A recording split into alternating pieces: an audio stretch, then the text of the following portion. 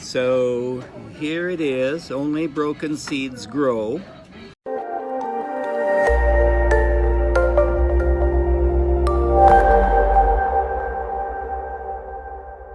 Well, hi everybody. If you don't recognize me, my name is Steve Ames, and I want to tell you a little bit about the book that I've just written, and it's already gone to #1 on Amazon. I'm going to interview this guy, he's a friend of mine, Klein, and I've asked him to make a comment or two. He read the book a few weeks ago. I just happen to have that book with me. So here it is, Only Broken Seeds Grow.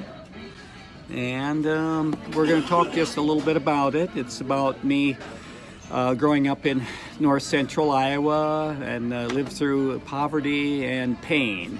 Had a lot of genetic defects. Most of those I've conquered. I think I've conquered all of those except for color blindness. I wasn't able to conquer that one. But going to ask him a couple questions of his impression of the book, and Craig, if you want to talk about one or two stories that stick in your mind, that would be just fine with me. And I'm going to let you say hello to my audience. Hello. So yeah, this book is incredibly inspiring. Steve went through a life of poverty, disabilities, and lots of abuse from his father. Steve was not supposed to make it. He was destined for a life of poverty and help donations from government. But here he is. He pulled through. He wrapped these disadvantages and made them advantages in his life. And he's incredibly successful, and now he has become my mentor. Oh, well, thank you very much. I always say that I want to be like him when I grow up. When you grow up? Well, you're about 40 years old, so you're pretty well grown up. Anyway, but the book shows you that we all come from broken seeds. Every single one of us, doesn't matter who you are, what your name is, who your family is or was, or what country you come from, or what language you speak, what culture you're from. We all, human beings, have suffered, and we have felt pain in one way or another. So we all come from broken seeds. My seed was maybe a little more shattered than the average person, and quite a few of the broken seed, that the parts that I'm talking about were because of my genetic defects. I had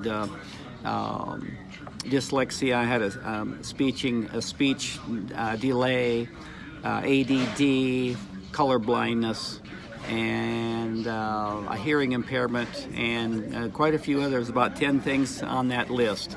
But anyway, I'm here with Craig, so I could ask him to make a comment or two about maybe one of the stories. Can you say something about one of the stories, Craig?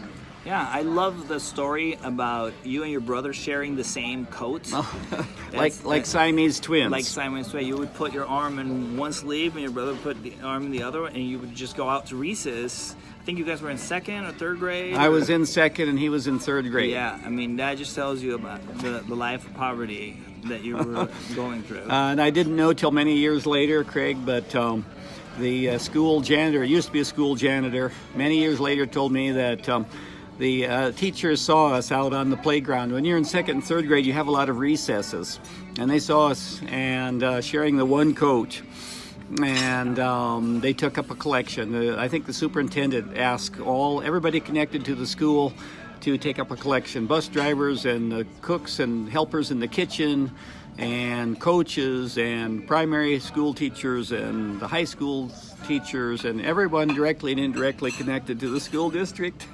And the superintendent's name was Mr. Badley, and he came down and loaded us all up, took us up to Eldora, and bought us new clothing, 3 or 4 items each of new clothing. And he got my brother, I think, a shirt, and I know he bought my brother a coat, and that was so that we could each have a coat. But my brother never wanted to share that coat with me. And I got stuck with with the old coat, which would have been good, but we were going into the winter and it was a fairly lightweight coat. Anyway, that's another story for another day. And it was the first time you saw an actual store, a clothing store. Oh yes, that's exactly right. We were talking about that a while ago. We thought that everybody got their clothes at the Salvation Army, or like with us, we received boxes from churches and neighbors and other people that helped us out, and we never once walked into a clothing store until that day. That's really the truth. I was 7 or 8 years old, and so anyway, we're getting over 5 minutes here, Craig. Very quickly, and if you want to hold that up one more time, thank you very much. If you haven't read it, go to Amazon. Only Broken Seeds Grow. And it's already gone to. Thank you very much. It's already gone to #1 on Amazon, and there's a lot of good stuff in that, and it's about overcoming, and we all have to have things to overcome in this life. We're about out of time. Thank you very, very much. I hope you enjoy the book. We'll see you the next time. Bye-bye. Bye.